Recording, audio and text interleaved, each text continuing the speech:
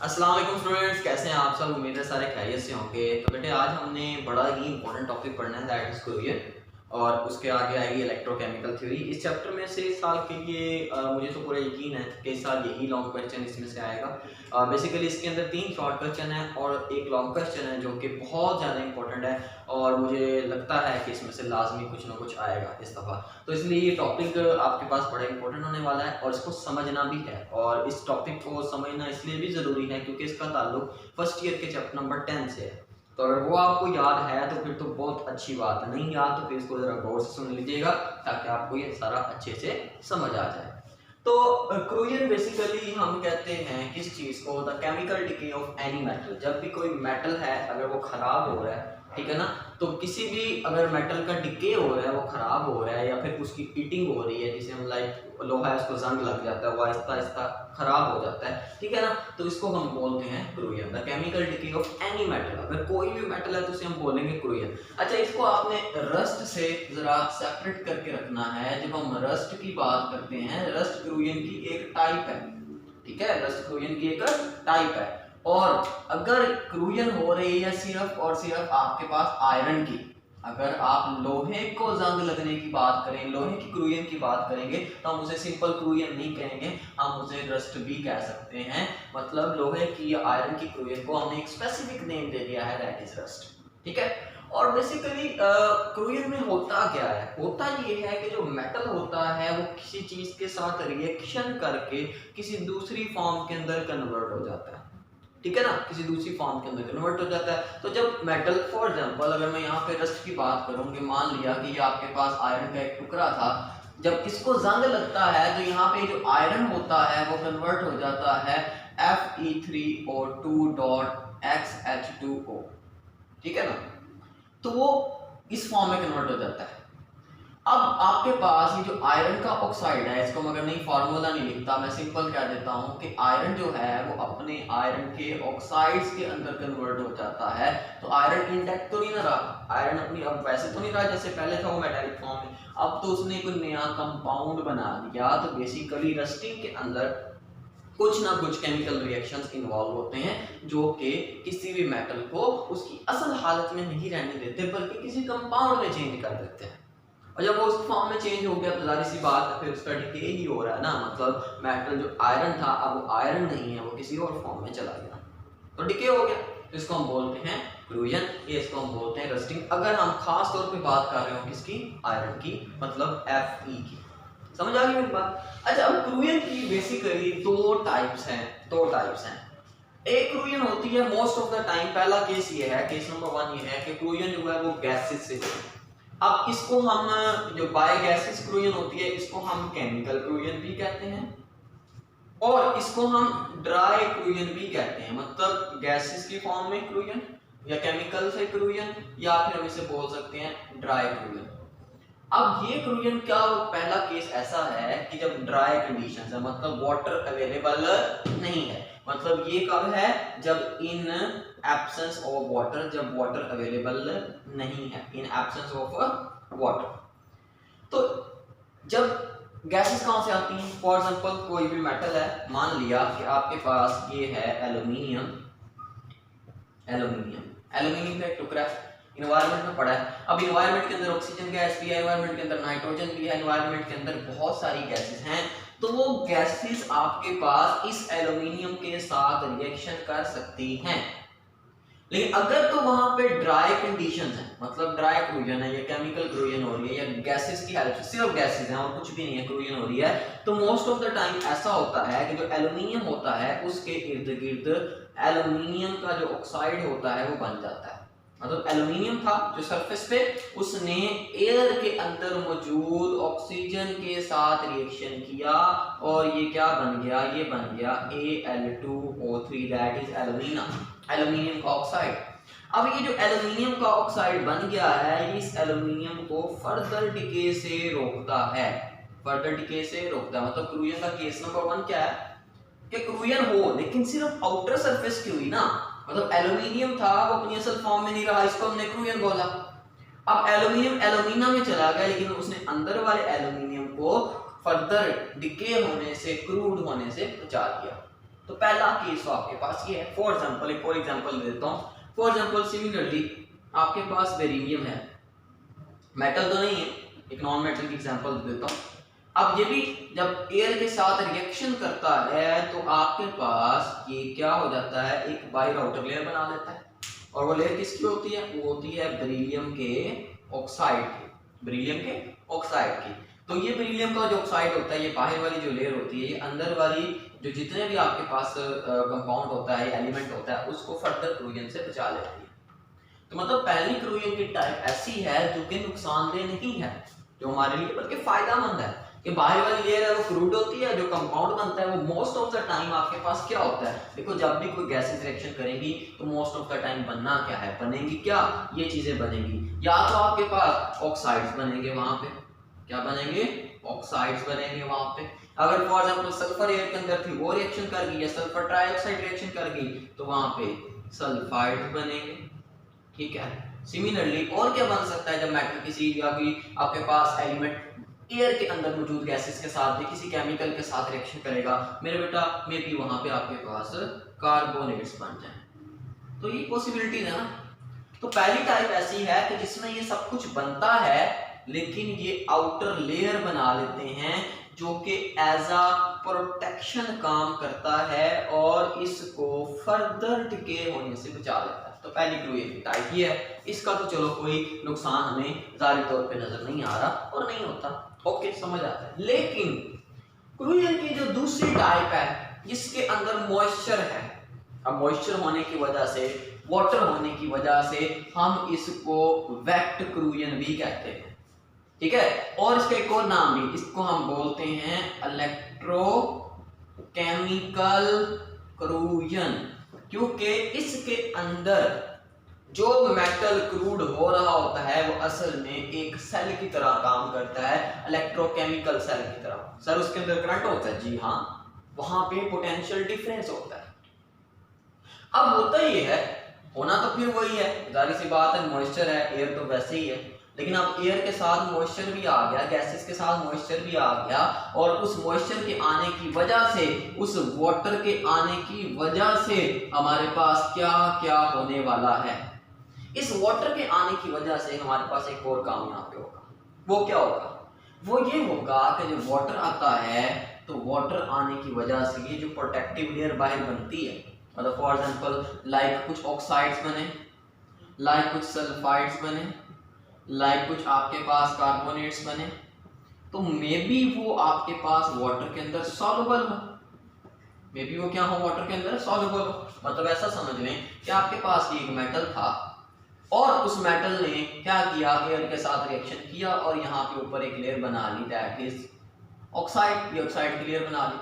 लेकिन वहां पे आपके पास वाटर भी प्रेजेंस था, उस वाटर ने क्या किया, इस सारी की सारी लेयर को अपने अंदर क्या कर लिया, डिसॉल्व कर लिया। तो मतलब अब आहिस्ता आहिस्ता क्या होगा कि ऑक्साइड बना मेटल के ऊपर, वाटर के अंदर डिसॉल्व हो गया, मतलब मेटल डिके होना शुरू हो गया।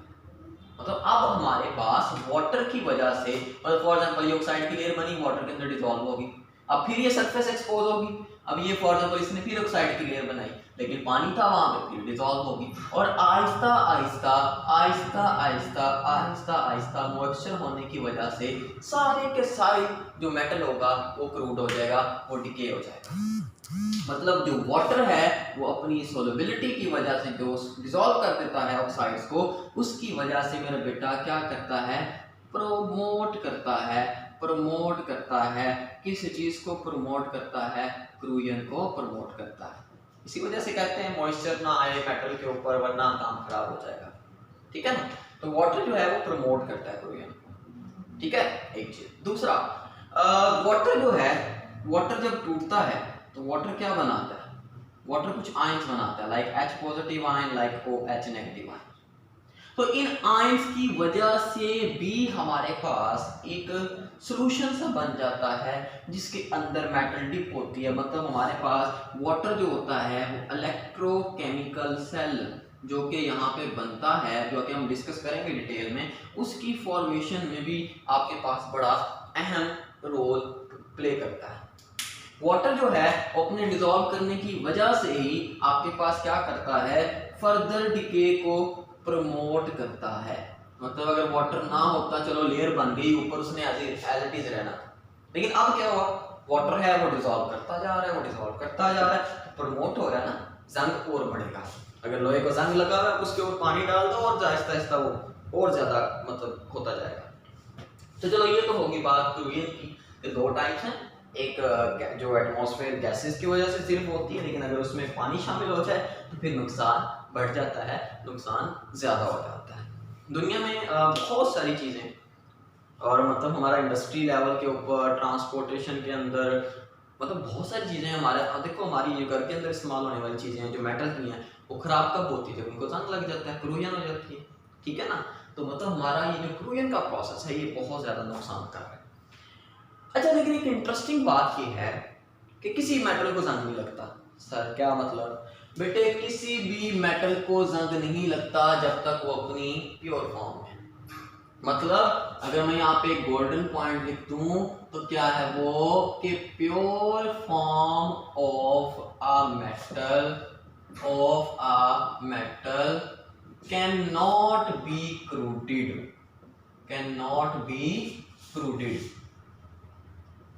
आपके पास जो प्योर मेटल है उसको कभी जंग नहीं लग सकता। तो जंग लगता क्यों सर? बेटे मेटल के अंदर जो इम्प्योरिटीज होती हैं, मेटल के अंदर जो इम्प्योरिटीज होती हैं, इम्प्योरिटीज क्या करती हैं? प्रमोट करती हैं किसको? क्रूयन को। किस चीज को भाई? क्रूयन को।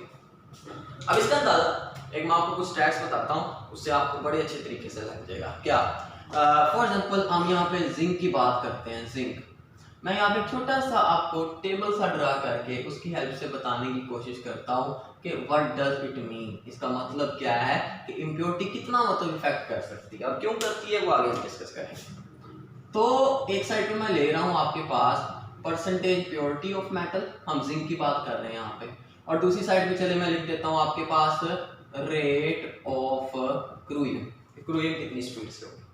तो हमने ये देखा कि अगर जिंक 99.999% प्योर है तो रेट ऑफ क्रूयन 1 है। मतलब अगर जिंक ज्यादा प्योर है तो जो क्रूयन का रेट है वो सिर्फ 1 है।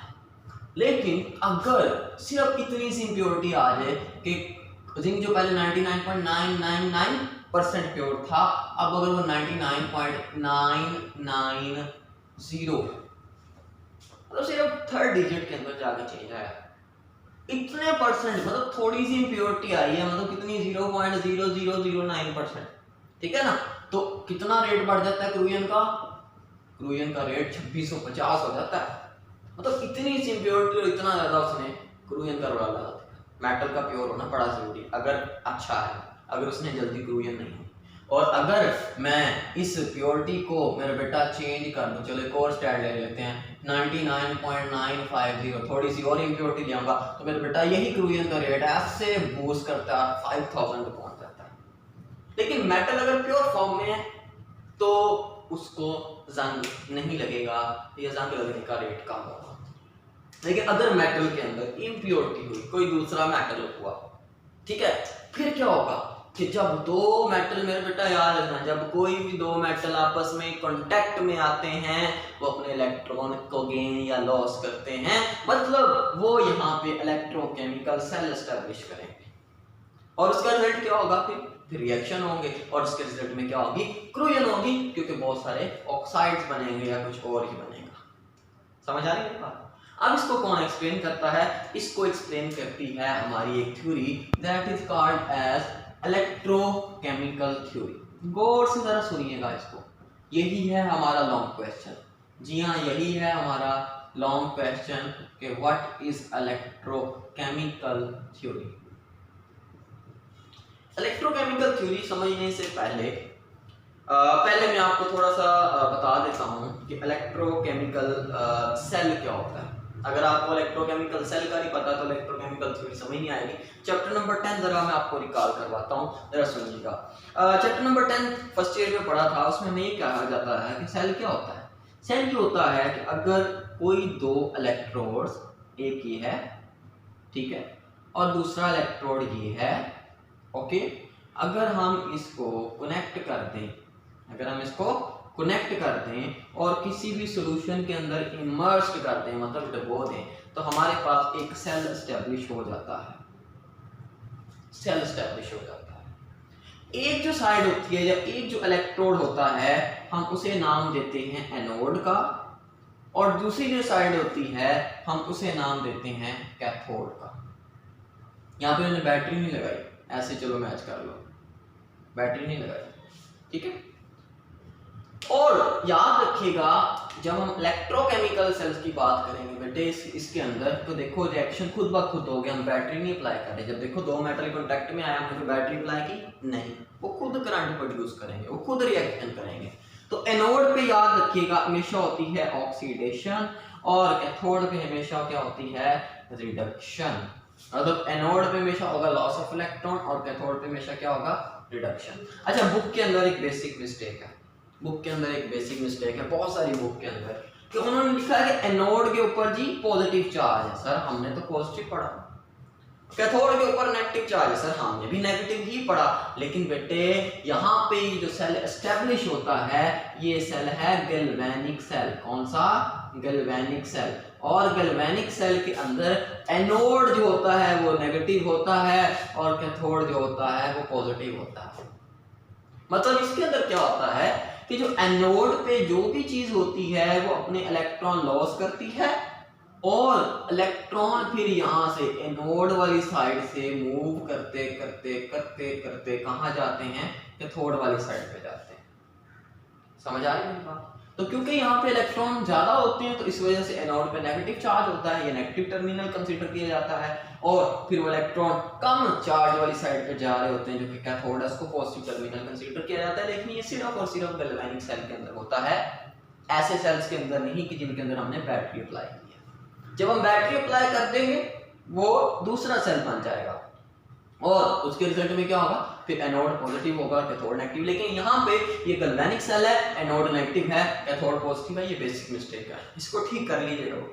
चलिए खैर, मतलब ये कि जब दो मेटल आपस में कांटेक्ट में आएंगे तो एक एनोड के तौर पे काम करेगा, एक कैथोड पे। एनोड पे ऑक्सीडेशन होगी, कैथोड पे हमेशा याद रखिएगा रिडक्शन होगी।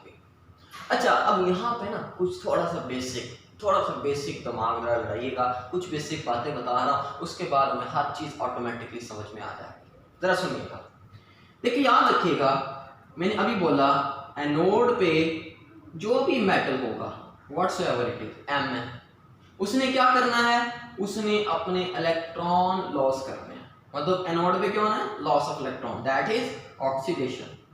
देखो मेरे बेटे बात सुनो, अगर कोई चीज अपने इलेक्ट्रॉन लॉस कर रही है तो जाहिर सी बात है वो उसके ऊपर कोई ना कोई चार्ज आ रहा है पॉजिटिव।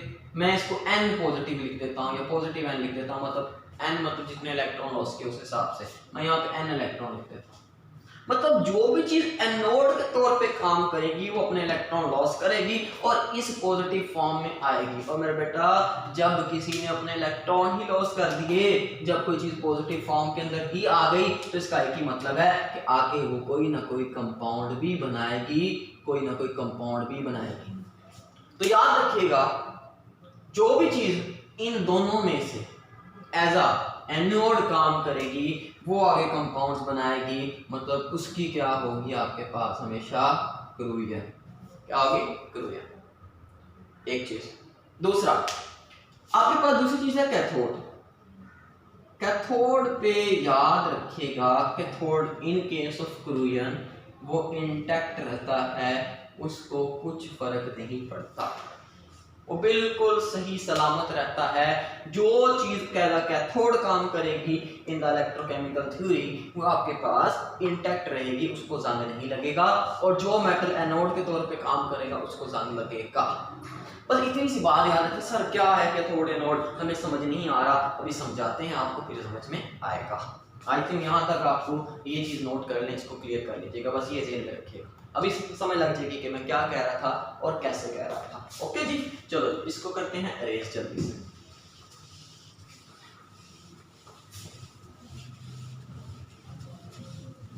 मान लेते हैं चलो इसको भी अरेज कर लें।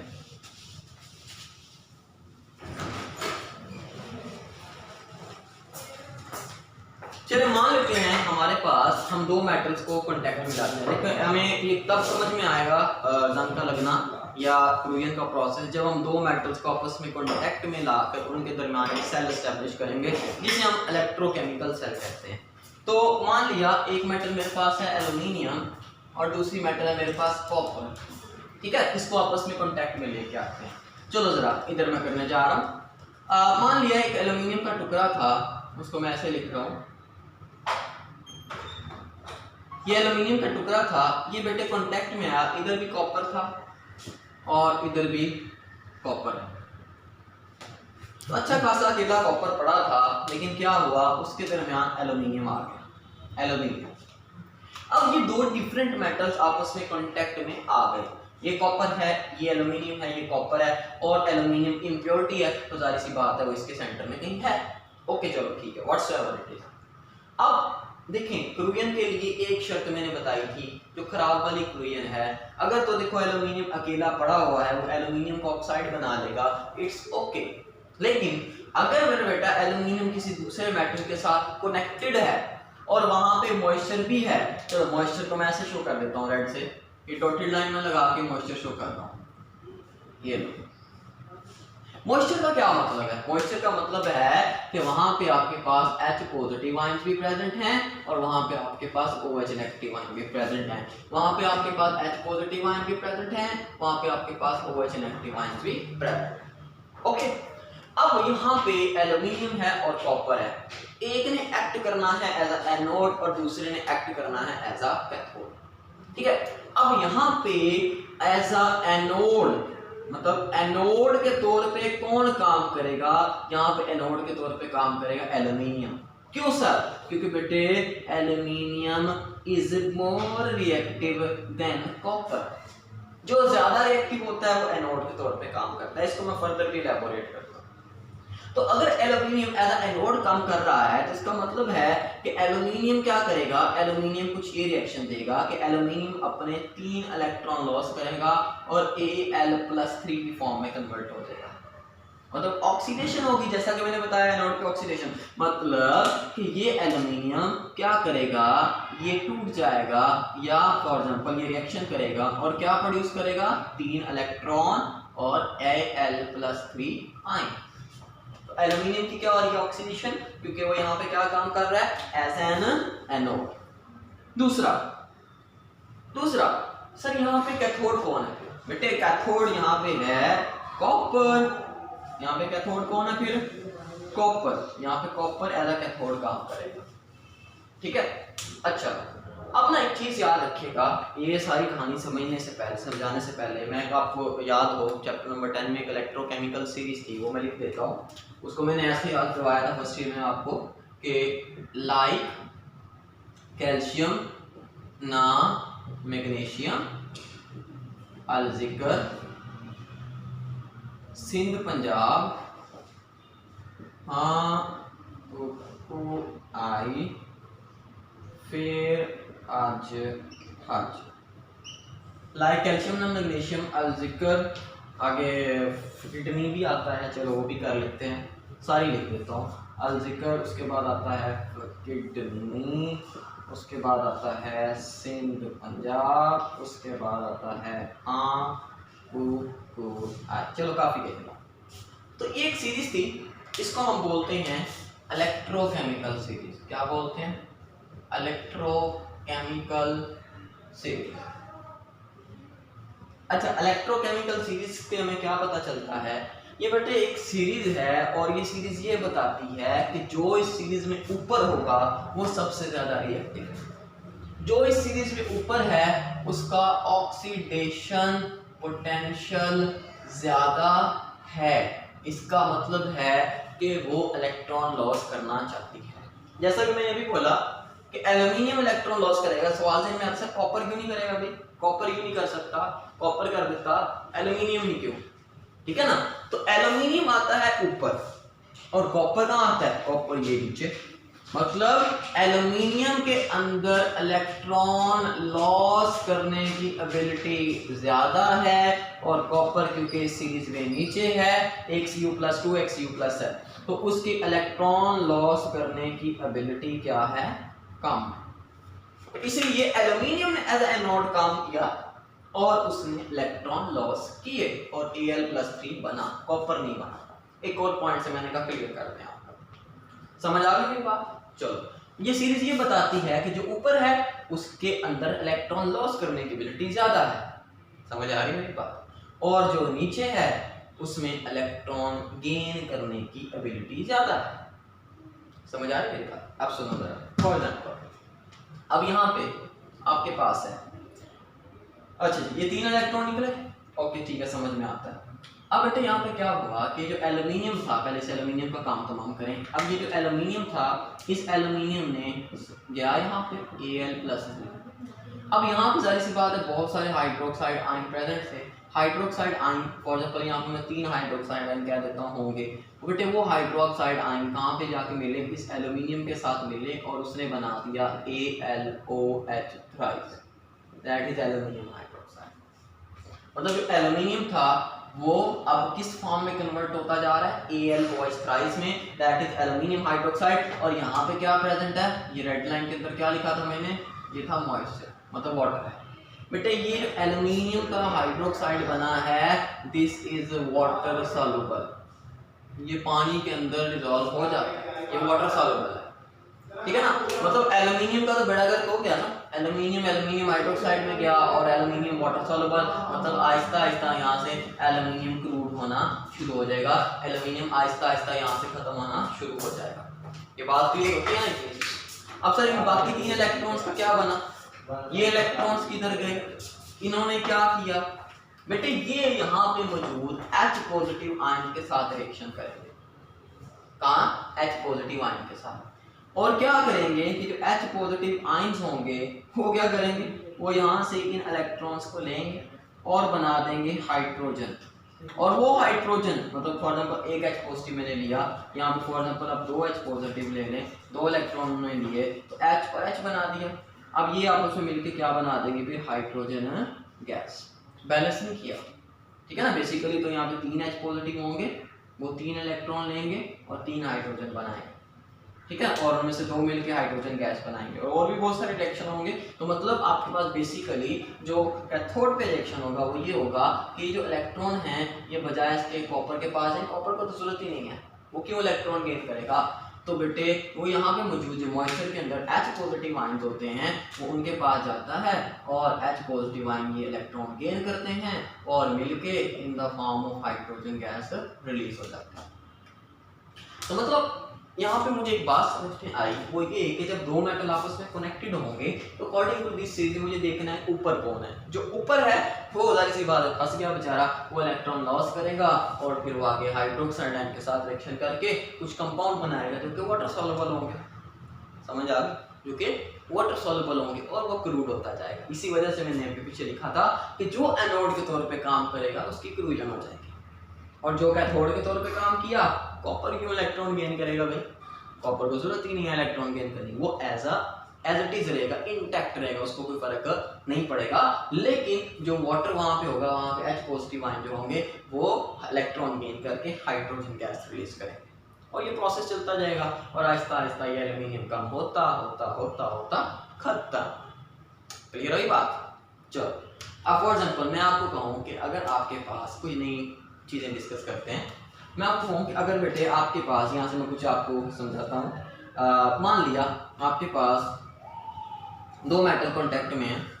पहला मेटल ये है, इस मेटल को मैं बोल देता हूँ फॉर एग्जांपल ये है आपके पास निकल, और दूसरा मेटल मैं ले लेता हूँ फॉर एग्जांपल ये है आपके पास मैग्नीशियम।